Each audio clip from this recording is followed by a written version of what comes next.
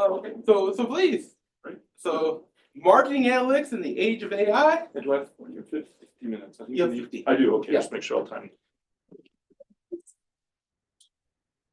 Okay, well, thank you all very much for having me. I know I'm kind of getting close to the closing act here, so I'm sitting between everyone and their trip home, so I'll do my best to entertain you. I was asked by the organizers to speak to you about marketing analytics in the age of AI, so figured I'd put this into the right context, and I know I'm preaching to the choir with this very self-selected audience. But as we know, increasingly right now, marketing is kind of in a both a golden era and a bit of a tough spot. On the one hand, when you speak to CEOs, this is something I've encountered a lot in my own experience, that most of them will talk about growth, revenue growth, things that are stemming from marketing activities as one of the main priorities for the organization. And in a recent survey, as many as 83% of CEOs acknowledge that marketing is probably one of the main levers for corporate growth.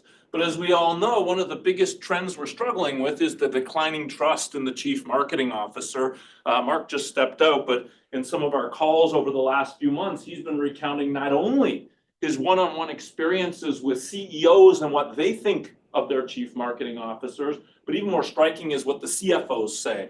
And Mark's probably main fact that really stuck with me was the number of times four-letter expletives are used by CFOs to describe their opinion of the CMO, right? So this is a bit of an issue, but in all fairness, to those who are skeptical about the leadership offered in marketing, a lot of times when I engage with companies, one thing I find extremely frustrating is the immediate dismissal of anything that I might have to offer, even if it's just questions and trying to understand. And I'm routinely told, trust me, I've been doing this for 20 years. And if we had more time, I'd show you the stats. But some of the most important media being used now for communications, just as a for example right now, have only been around for about 10 years. I mean, let's be honest, mobile marketing is big now, but it's only been big for a very short duration of time, which means for most of your 20 or 30 years of experience, you have no actual interactions with the media that are representing most of your budgets. And so what do we do at Chicago? Well, we immediately defer to science, say, marketing needs to be more scientific. And that's actually been something that our Chicago brand has been espousing for more than a century, long before I was born, long before my ancestors were thinking about the University of Chicago. We're all Canucks, so, don't worry, no elbows up today. But at Chicago, at least the way we tackle marketing problems, this has been something that's really made me really enjoy my experiences at the school, is that we really do tackle them with a scientific approach. And in this era of data, and increasingly in an era of data aided by AI tools that make data analytics more accessible to non-experts, right? The scientific approach is finding a place in the mainstream. And the scientific approach doesn't start with data and analytics, it starts with a theory. I mean, we forget that marketing is a social science. We're talking about human behaviors, consumers and firms who engage with one another. Sometimes they form interpersonal relationships. Sometimes they form intrapersonal relationships themselves. But this is a social science. And it's also very much an economic science, meaning that when we start getting into the money and the market part of marketing, even if you're a trained psychologist, this is still economics, right? So the first question we should be asking is always, what's our theory? Once we've clarified what our theory is over a specific marketing strategy or marketing activity, only then will it become more obvious what kind of evidence we may already have or may need to seek. And once we understand what kind of evidence we're going to be relying on, the kinds of methods that will be necessary will be a lot more transparent. But I think the part that brings this scientific method back to where we are with MASB today is, was it good for business? It's about using this toolkit not to be a hypothesis tester, but actually to help firms make decisions and to help make sure those decisions are evidence-based and that the firm's spending is accountable. So with that, I guess keeping on theme here, there's a sort of a question, well, where does AI fit into this so-called scientific approach to marketing? Because my goal wasn't to proselytize here or philosophize about what we should and shouldn't be thinking about marketing. It was actually a tough one because the reality is the word AI kind of bugs me.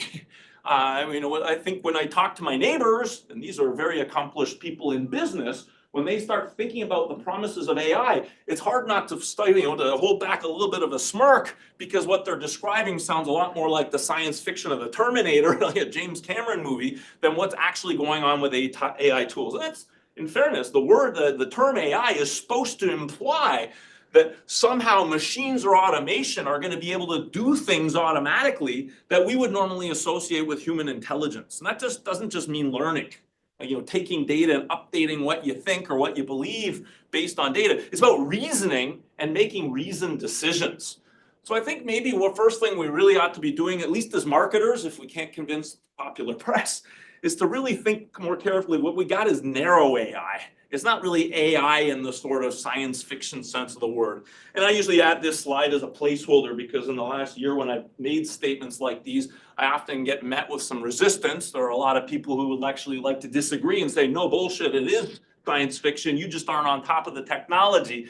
So I'll defer to one of the lead AI data scientists at Microsoft, Yaron Lanier, who also agrees that it is a problem that AI doesn't really have a fixed definition.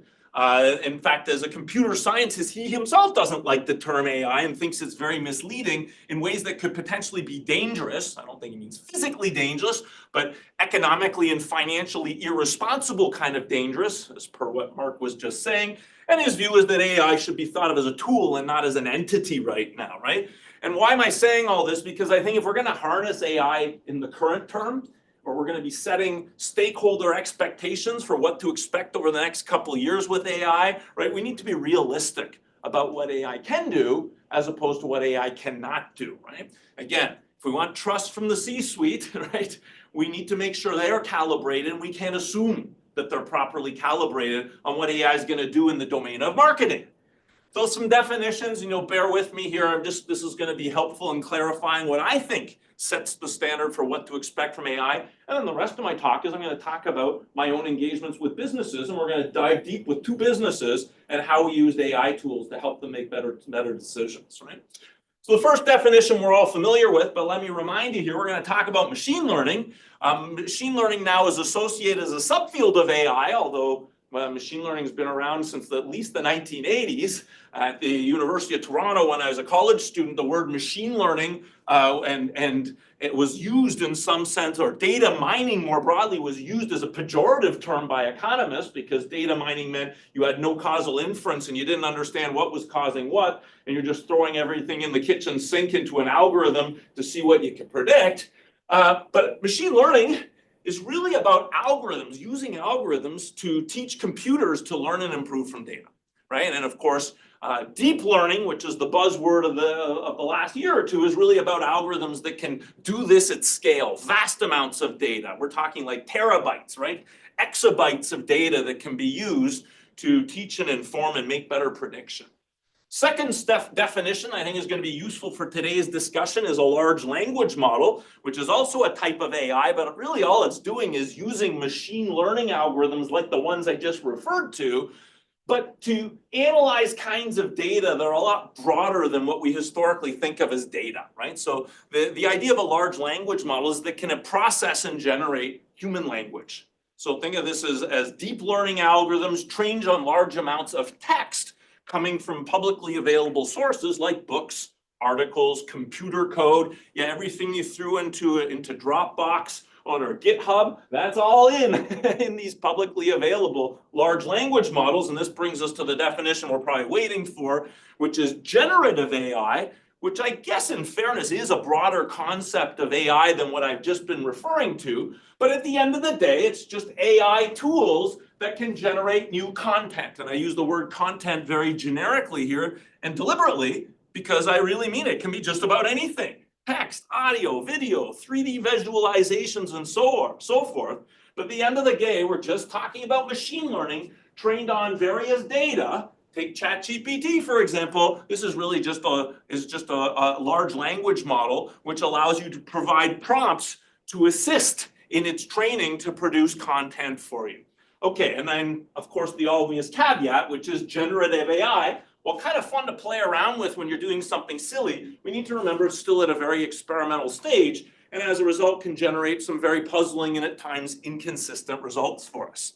All right, so with that little primer here, what I want to do with the rest of my time then is look at some marketing applications where the goal here is to flesh out ideas. So both of these are based on are my own personal engagements with companies. I should say a little bit about that. I do engage with companies on a regular basis, but I keep a firewall. Some of my engagements are consulting. I get paid for those. I'm not going to present you my consulting engagements today. My other engagements where I'm paid in data and publication rights, I do not accept any money, and there's a reason for that, and I hope more and more academics, especially in marketing, will espouse this firewall. Is if we're going to be telling you something that's supposed to be scientific, it shouldn't be tarnished with financial interest, right? So I keep a firewall. So I'm going to be presenting today. I'm not going to receive any money for it, although if my wife was here in the audience with the next one I'm going to show you right now, she would say that I'm an idiot. You just can't win at home. You just can't win. Maybe if it makes you feel better, my wife says that all the time. Yes. It's like- That's right. I guess, think of it as my willingness to pay to have tenure and short of the insolvency of Chicago. Well, nowadays the insolvency of big universities is starting to feel less than that, is a little bit more than something theoretical. High willingness to pay for my risk aversion. All right, so the first thing I want to do with this first little case study is I'm going to focus on price optimization. Pricing is one of my main area of expertise. I do a lot of pricing in practice. I work with companies on pricing, big companies like Amazon, small startups like the ones in the funds that I've invested in, and then of course I teach pricing to students. So I'm going to try and demonstrate here how before you can do anything with AI, the thing that we keep forgetting to remind ourselves, and it was something I was a little nitpicky about yesterday, is it still requires data. AI is bullshit if you don't have good data, right? And we shouldn't be thinking of this as a substitute to data. We had a little discussion yesterday, a thread about the role of simulated data or synthetic data here. And again, that synthetic data that you asked about yesterday might be good, but remember, as these black box algorithms get bigger in scope and harder to decipher, our ability to know ex ante if that synthetic data is good becomes harder and harder. You know, in the old days when I had an OLS regression with 5 parameters, I could really understand what my synthetic data was coming from. If I just throw this into ChatGPT or some other transformer to spit out synthetic data, I have no idea where it's coming from. You can ask it to explain, but those explanations you get are pretty superficial. All right, so this engagement was actually part of something that's now a published paper. I've hyperlinked it below. This shows you something about what it means to do things in real time in academia versus what it means to do something in real time in the rest of the world. This was an engagement that started in 2015. You can see the results were published in 2023. On the bright side, this is in a very big general interest journal. On the downside here, by the time it's published, well, at any rate. This was a collaboration I had with ZipRecruiter.com. If you watch CNN, in Texas, that may not be as obvious as it is in Illinois, but if you watch CNN, they're advertising in almost every other advertising pod these days. But back in 2015, when I met with their chief operating officer and their CEO, the 2 co-founders of the business, right? This was a 5-year-old startup. That was a pretty successful startup in the sense that after 5 years, they were cash flow positive, and they were already one of the fastest growing human resources companies in the US after a few short years. Today their stock is a disaster. Let's just say before COVID lockdowns and before all the wonkiness of the labor markets, they were the fastest growing human resources company in the US. They're a platform. What do? On the one side of the market, people like you and I, we can all create profiles for free, upload our CVs, create a list of the kind of business interests we have, i.e. we reveal that we're looking for work or we're interested in employment opportunities, and we can direct the platform on what kind of opportunities we're interested in. On the other side of this market, they then have a B2B business where they make money, which is charging companies a monthly subscription to get access to that resume database. And their secret sauce is using essentially a dating algorithms type of approach. It's a machine learning algorithm that in real time will take the kind of employees you're looking for and will create matches for you very quickly. So I like to think of this as, well, they do have big companies like Uber as subscribers, like Uber hires its executive team partially using ZipRecruiter, but I tend to think of their main customer as being startups or smaller businesses. You know, a business that may only have 4 or 5 employees, and maybe you're building something and selling it in Chicago, and all of a sudden you're getting order volume from Los Angeles, and for the first time you need a truck. And with 5 employees, going out and interviewing truck drivers and screening what it takes to be a good truck driver is going to be pretty difficult. But if you pay their monthly subscription fee, you can throw this job on ZipRecruiter and it literally takes seconds to get the top 20 matching resumes. And you can then start with those 20 resumes. Okay, I'm not getting a spiff here or whatever, but I just wanted to get a sense of what the context of this case study was. And they have high quality matches. And I'm saying all of this deliberately because this company, for all intents and purposes, was a successful startup, right? Which is obviously important because I'm going to show you how on the front end of their businesses, because marketing was being overlooked, they were leaving a lot of money on the table. I believe the technical term you'll use as you see the results in a moment was a shit ton of money that they were leaving on the table. So in 2015, they were charging $99 a month. I got on a call with their leadership team and their heads of analytics, their IT people, who were really computer programmers. And we talked about a bunch of things, and I asked them, like, well, what do you charge? $99? And I said, why do you charge $99? And they literally erupted into a 15-minute debate with all these pet theories for why it was $99 a month. But really the only thing they could all agree on, other than what was obvious, $99 came out of thin air, was that no one had ever dared charge anything more than $99 because they were afraid of this elusive price cliff. I'm sure some of you have heard this term thrown around, the so-called price cliff. I remember working with a very large theme park many years ago that had a brand new attraction that was expected to get crowds from all over the world because it would be such a radical new exhibit. And so we're interested in raising prices to manage the demand dynamically to avoid overcrowding, but we're also afraid, is there a price cliff? The price cliff meaning, is there a price point where all of a sudden demand goes from being slightly elastic to just dropping out, right? Does that exist? Is there a number where all of a sudden many of your customers agree that's an outrageous number, I'm not interested anymore? So they never charged above $99 a month.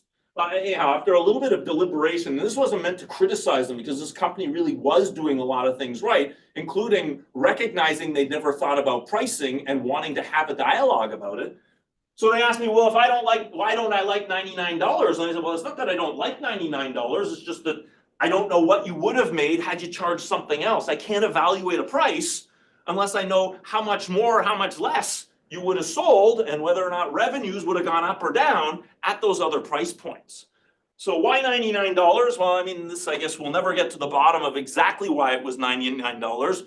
Should it be $99? Well, they didn't have any data we could use. I mean, I've actually tried this. I've gone on ChatGPT and Claude and asked questions like, here's the business, what should I charge? And it will actually tell you what other people are charging. So to its credit, it will give you competitor information if it can find it, and will try and benchmark you. But other than that, there's no science in this. They don't know what the value proposition is. They don't know what willingness to pay should be. Largely, they're going to assume that you're selling a parity product, which is kind of defeats the whole purpose of having a marketing team. So I proposed a randomized experiment.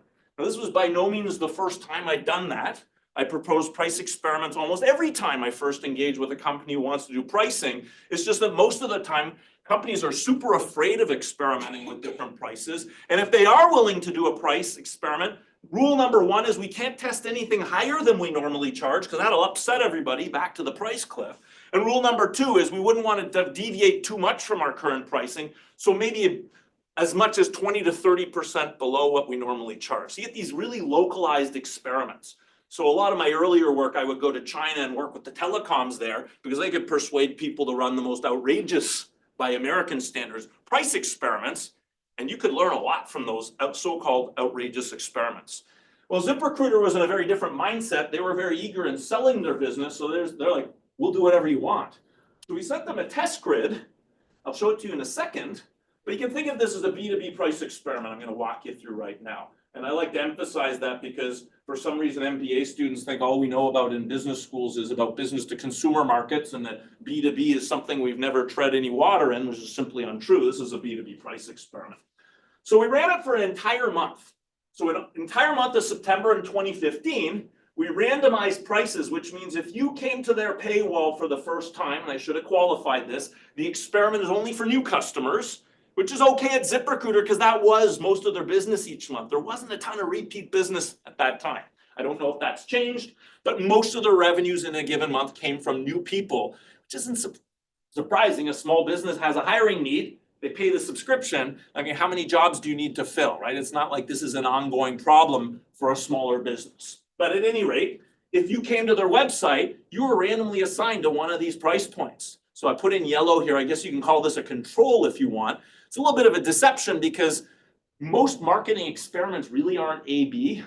They're like A, B, C, D, E. I mean, most marketing decisions are continuous decisions. This is not the world of drug trials. You either get the treatment or you don't. In marketing, intensity matters a lot, right? How intensively should I show you ads, right? How intensively should I allow my sales rep to speak with you, right? How much time should they devote? How many times should they visit you?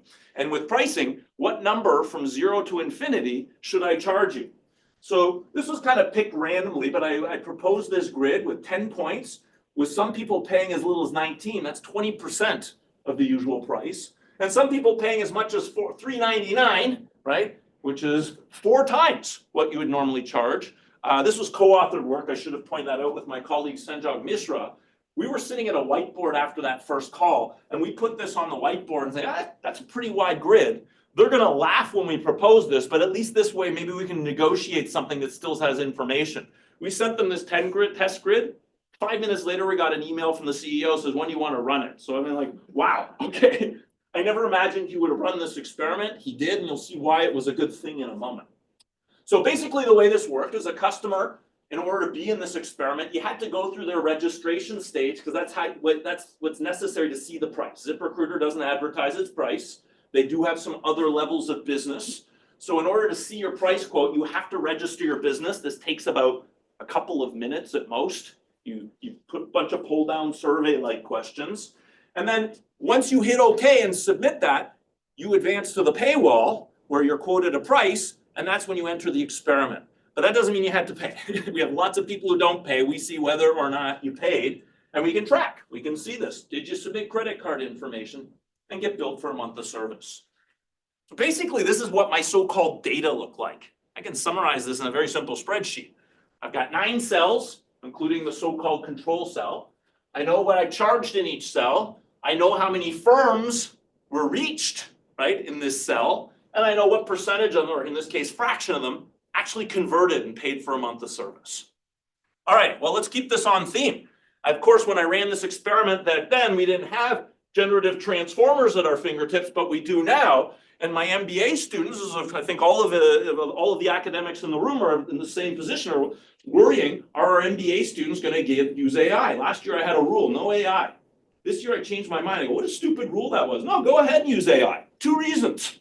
1, if you can get AI to solve this problem, well, that's the whole end game. Good for you. Number 2 is there's a bigger chance than not that you're going to completely screw this up if you just throw this at AI and ask it to solve the problem, right? So go for it. Be my guest. So let's take a look at this, right? Can AI handle these analytics, right? Do you still need a marketing team, right? This is an open question. I'll come back to the answer in a moment. So I'm just going to use ChatGPT 4. Yes, I know there are better versions of ChatGPT now. Frankly, I'm finding Claude is doing better. And I've been playing around with DeepSeek, and I'm not going to lie, it actually works pretty well. DeepSeek's pretty good. But this is good enough for Jazz, good enough for our purposes today. So what I'm going to first do is I'm going to upload the data. So I'm not doing this in real time for the simple reason that every time you do it, you get a slightly different answer. And that unpredictability isn't good for pedagogy. It's good for you. Maybe you can redraw the answer until you get the one you like. But at any rate, I'm going to just show you screenshots. I just did this a few weeks ago. All right, so I'm going to upload the data, and then I'm going to give it a prompt, right? And my prompt is, using the attached data, what is the optimal price to charge? Remember, ChatGPT knows a bunch of stuff. I don't know what it knows, but it already allegedly knows a bunch of stuff. For all I know, it might have even had the paper. It might have downloaded it from the Social Science Research Network. But at any rate, let's see what happens. I say, what should you charge? So it spits out a bunch of crap. You can read it. I actually recommend reading it because sometimes its explanations don't always make sense, at which point you can say that doesn't make sense, try again. Yeah. But the key here is, and sorry, I just noticed this morning, I didn't copy this in very good resolution here. It says, based on revenue maximization, remember I didn't tell it what to optimize. I just said, what should you charge? Here's some data. It says, I'm going to maximize revenues. Hey, at first glance, that's probably the right goal. There's no marginal cost here. Is literally a free option for me to have 1,000 more customers sign up. I think they would need millions of people to register before they run out of bandwidth. This is a pure fixed cost business. At the margin of what should I charge, it's basically free. Revenue optimization is variable profit optimization. You brought in a Chicago guy, you're going back to school, sorry. But at any rate, it says I should charge $79 and predicts the total revenues would be $5,635. I don't know how it came up with that number. And I can assure you that lowering the price from 99 to 79 is definitely the wrong answer. So this MBA student who would have used this would have definitely got 0 out of 20 or whatever the question would have been worth on the final. The AI got confused.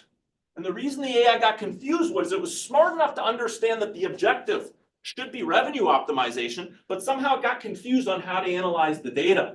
So again, I'm not going to give up on AI here, but it reminds us we still need trained marketing leaders. And by trained, I mean people actually know what they're doing, because AI is really a research assistant. It's like Excel on steroids.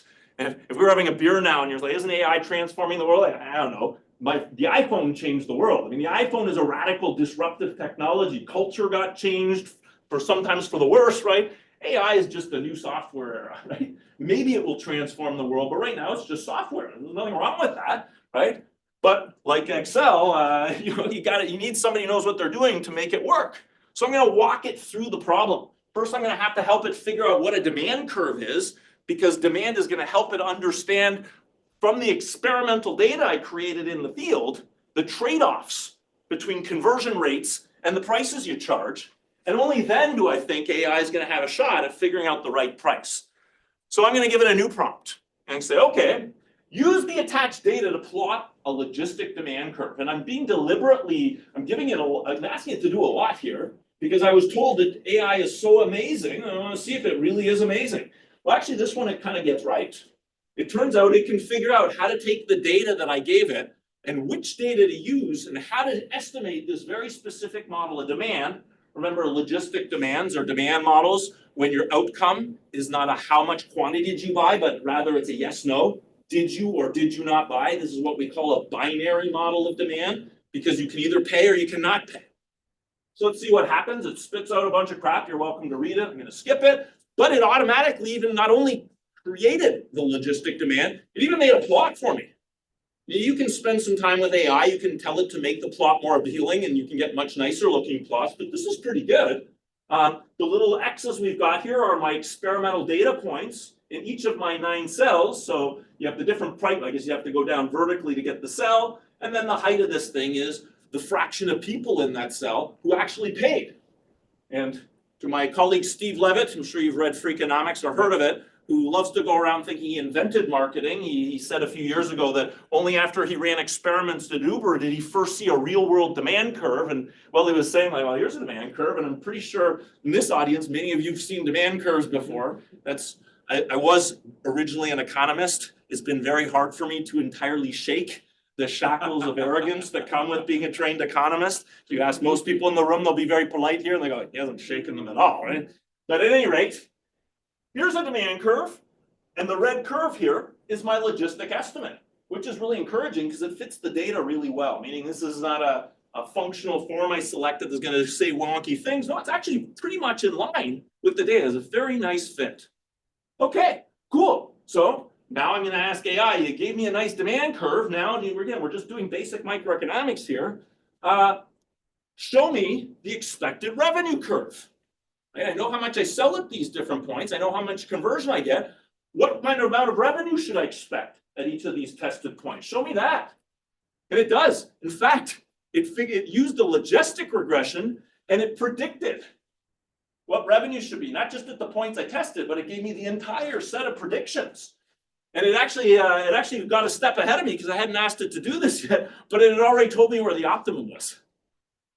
And you can see why I'm so gung-ho on this experiment. This was a company that was charging $99 a month, and its optimal price, what is the optimal price? Boom, $273.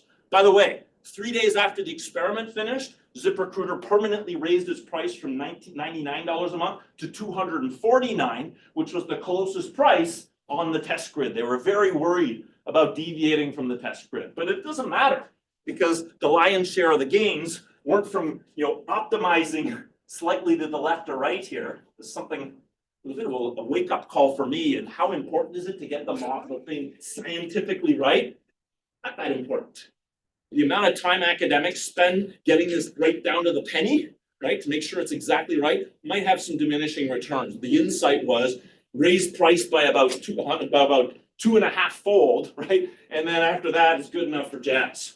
And sure enough, if I ask it to tell me what happens when you charge $99, this doesn't look so pretty and I'm not going to doctor it up for you, but it says you'd only make about $26 per lead when you raise the price to $279. Yeah, obviously you're going to lose some conversion, right? But that expected revenue per lead goes to almost $40.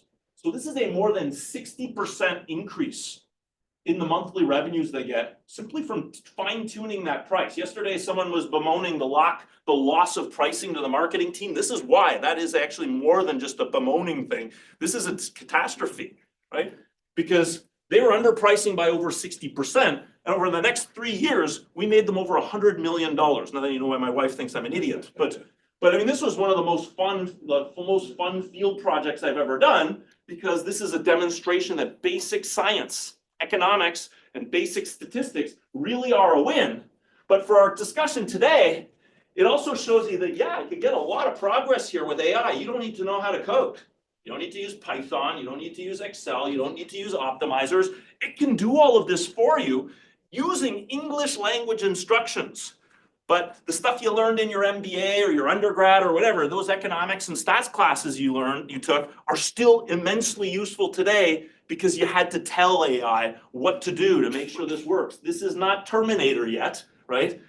This is really like Excel on steroids. It's like Excel, but where I can, in English, tell Excel what to do for me. And it can do stuff way better than you'll ever do in Excel. I don't know why I'm giving so much credit to Excel right now. So next question is, can I do more? Can I squeeze more information and more value out of this by using AI? So my next step now, and this is a little more up to date here, is what if I took that same training data set that I just demonstrated and tried to see if there's more juice to squeeze out of it than simply saying, what's the right price to charge everyone, right? Let's take a look at where I'm going here. I'm going to start with microeconomics. This is the Chicago Booth approach. Let's look at our microeconomics, to see if we've missed some commercial opportunities, and then we might find ways to use the data and even more advanced AI to do something better.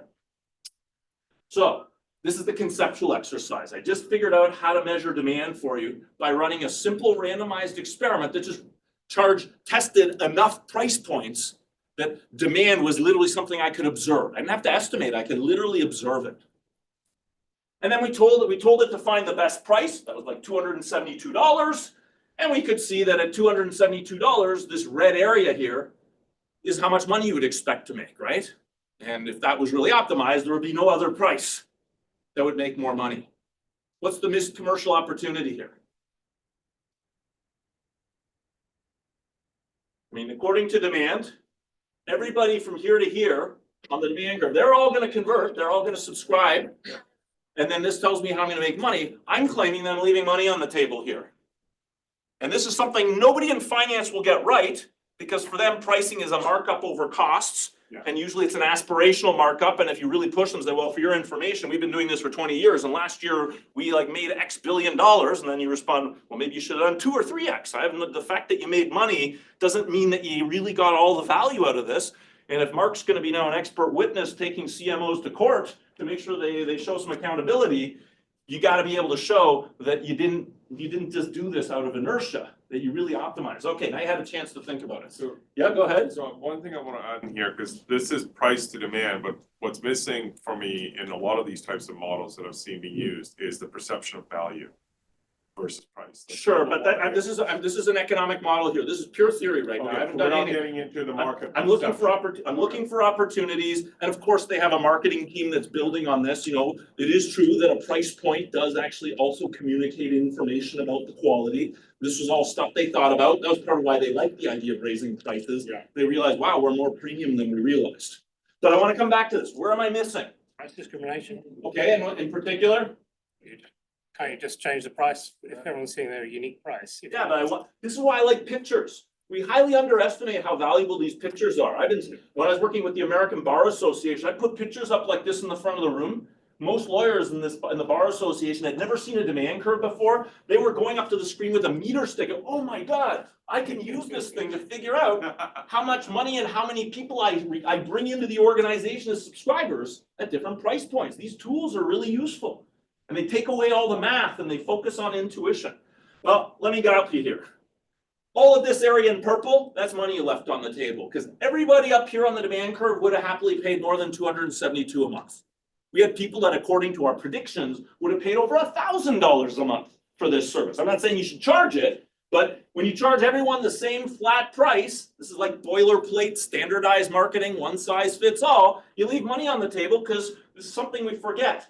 Almost every customer you serve when you sell at a uniform price is paying less than it's worth to them. That's just a fact when you use uniform pricing.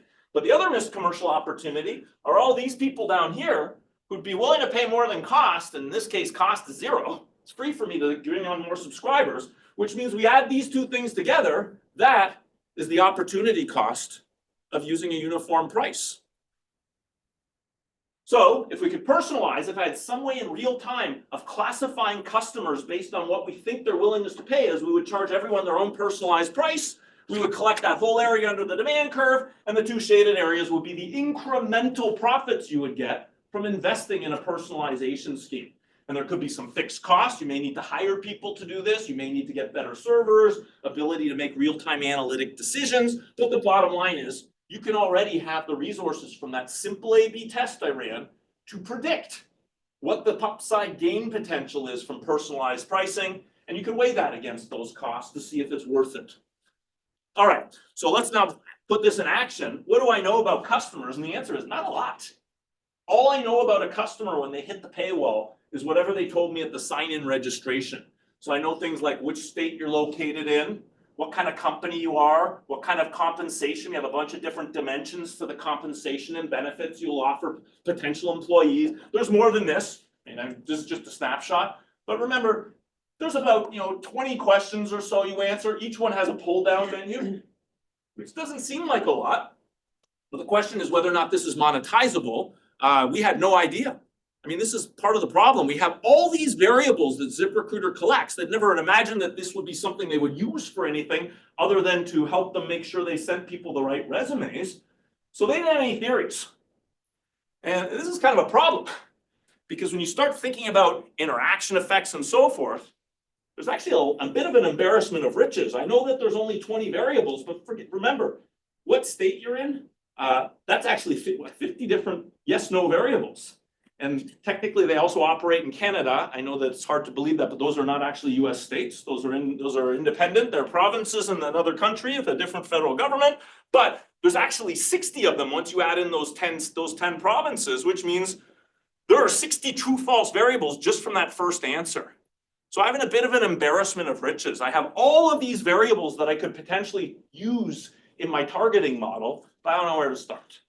So in making that worse, we have almost as many variables as we actually have observations. This is actually a classic machine learning problem. I know with machine learning, we're trained to think that means I have so much data that I need an underwater server farm in order to store all my data. But really, the more common in marketing machine learning problem that we face is I just know too many things about you. I may know more things about you than I have observations to train, right? And so that's an interesting machine learning problem. And what I'm going to do, and what I did is we use deep learning. We use the deep learning algorithm, which is essentially going to take the experiment we ran, and what it's going to do is the following intuitively. It's going to look and say, wow, when I raise the price from $99 to say $249, I see a drop off in conversion.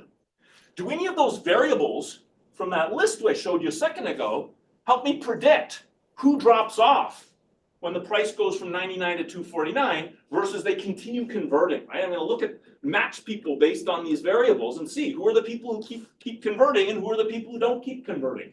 And the idea is to try and find associations between these variables and people's willingness to pay. You can read the paper if you want to see the algorithms. Everything's there. The source code is all available for free because we have replication packages.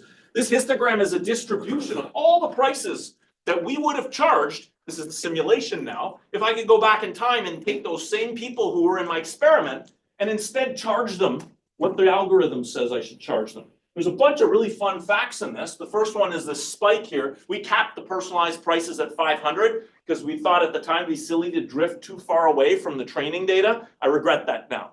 Even though I would never advise them to charge $1,000 a month, how amazing would it be for them to know that even a handful of companies would have paid 1,000. This is the impetus for creating new versions of your service, So right? it The goes premium back tier. to, it goes back to the perceived value versus the price, right? Absolutely. And that I think is one of the variables that is kind of emerging in a lot of these, is that if you're able to get that third dimension of data, of value to price perception, then you're actually able to go and take it from a practical version of a theoretical economical demand curve and get it to what is the relationship between value and demand. But even if I don't, Yeah. the fact that this is optimized against the data, these are real world data, this already tells me that those valuations are there. Now, what I don't know is why Yes. somebody might be willing to pay $1,000, and that's where the extra qualitative work will come in, right? And that was certainly something ZipRecruiter was interested in, but I know that that person exists. Second fun fact, the average price I'm charging here is very close to the uniform optimal price. That's sort of a coincidence. It doesn't have to go that way.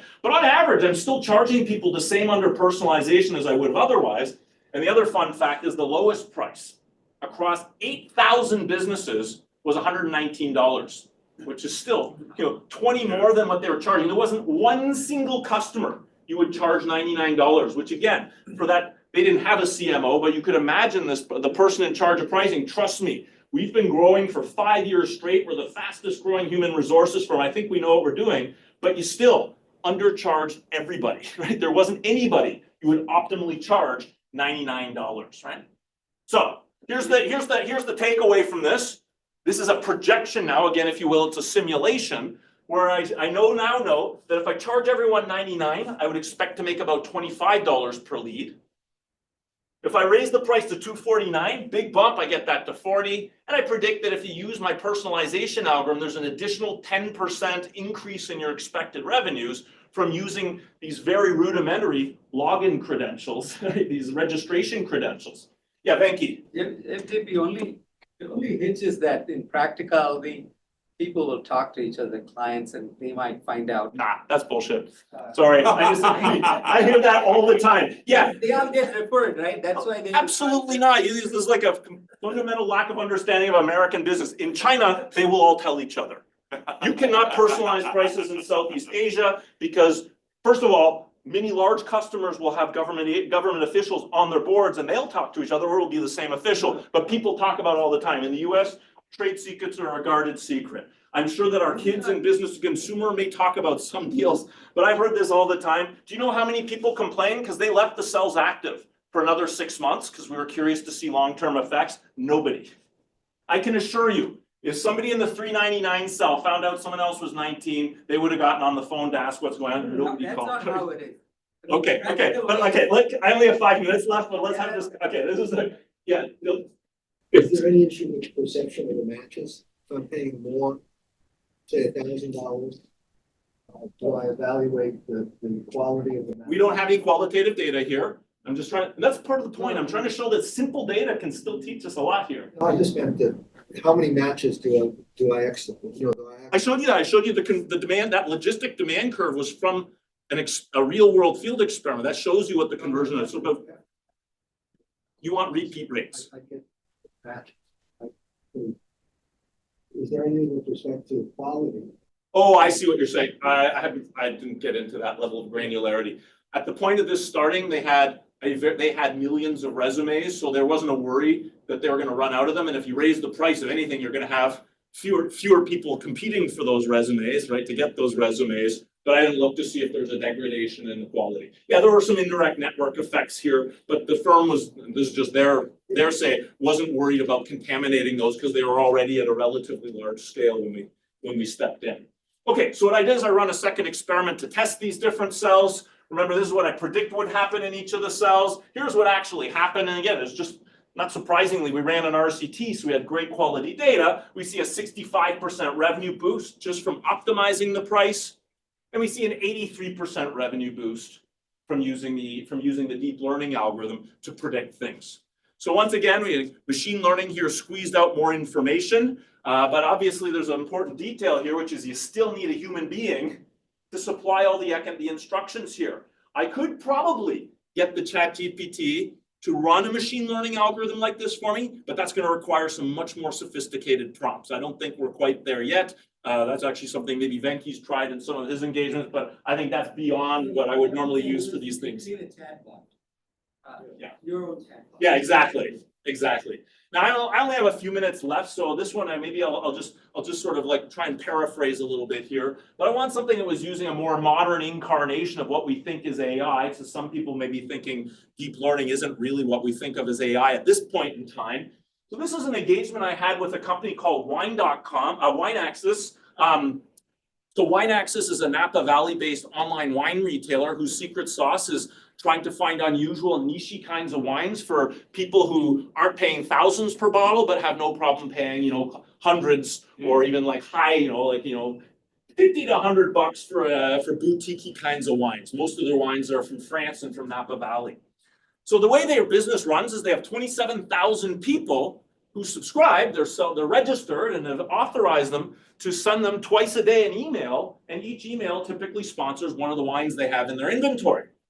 And they've had as a team at the time we started this, they had a team of 3 professional writers, and the cost to the business of these writers is $125,000 per writer per year. That's all salaries and benefits, which means that's a fairly expensive resource, but their job is to write these twice a day digests, these email digests about a specific wine. And the question mark, of course, was, can a GPT capture the voice of the writer?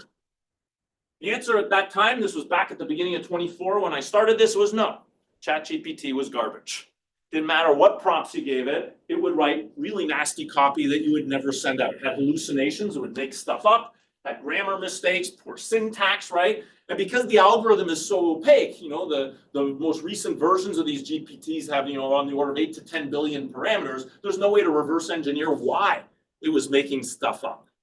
So that wasn't actually what we did back last year. Instead of using an off-the-shelf pre-trained algorithm like the ChatGPT, Claude, DeepSeek, etc., we instead trained our own LLM in-house. We used Orca Mistral, and the idea was we're going to take the entire history of emails. We know how much money was generated in terms of gross margin, gross profits from orders on the days that those emails were sent out. So we'll use that as a scoring algorithm to try and teach an LLM. Can you figure out what kind of language patterns were associated with emails that have the highest gross margins from orders? That's it. I'm not saying that's the best way to train the algorithm. It's just that's what we did, right? And this was a very exploratory exercise. I'll skip all this, but we then decided to test it.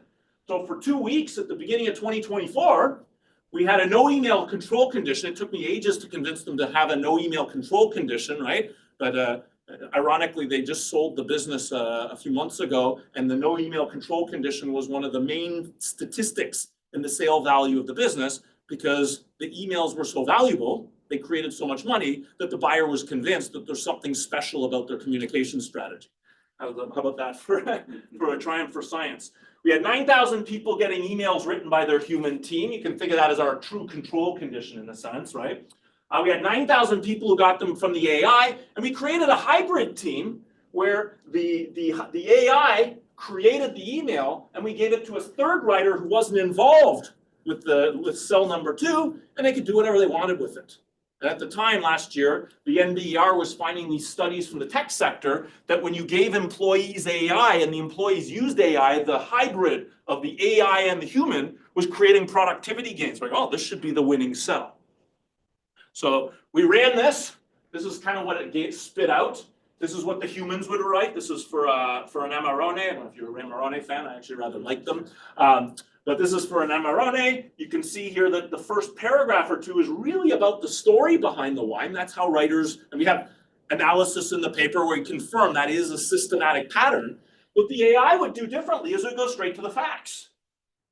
And you can see in the hybrid cell, when the third writer got their hands on the AI, they would unwind some of that. They want to get that story back in the lead-in, right? So there's clearly this difference between what the AI learned from about 5 to 6 years of past emails and successes and what the humans thought was important for these emails. But here are the results.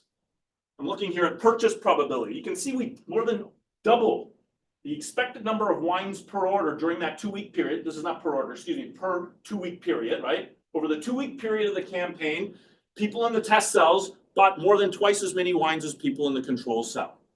And you can see they bought twice as many bottles on average. It wasn't they were just twice as likely to buy, they bought twice as many bottles, but we failed to reject that the AI is equivalent to the human cell.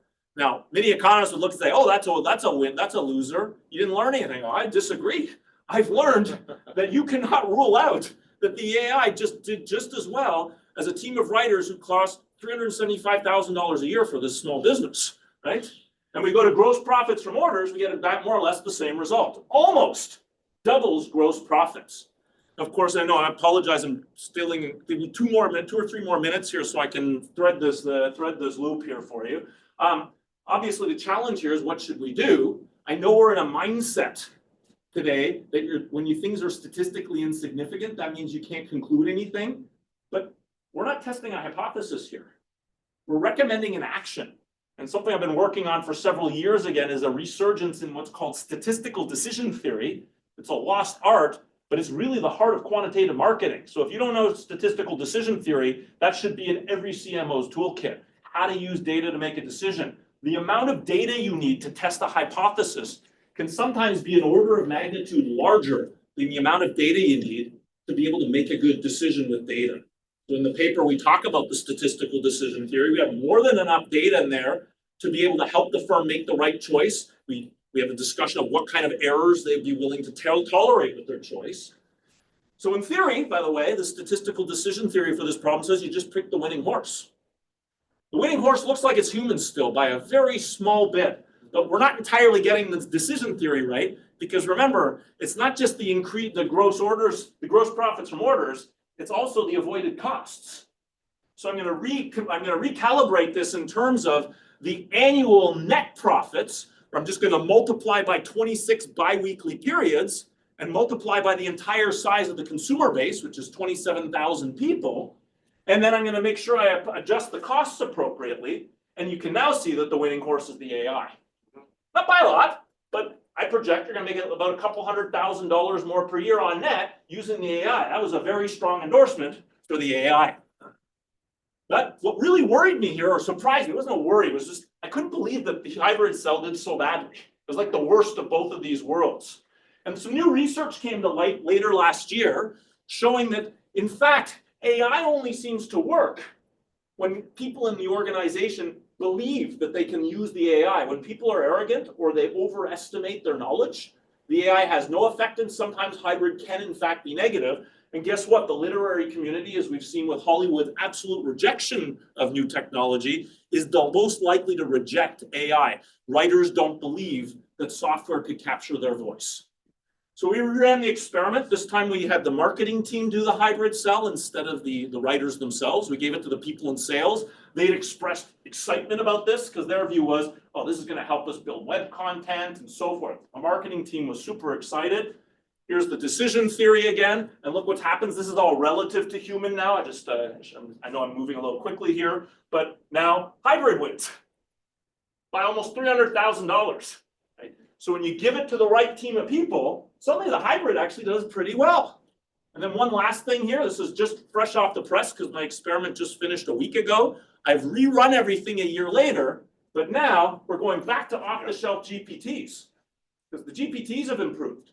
ChatGPT 4.0, crap. Some of the new hybrid versions, still crap. Claude worked pretty well.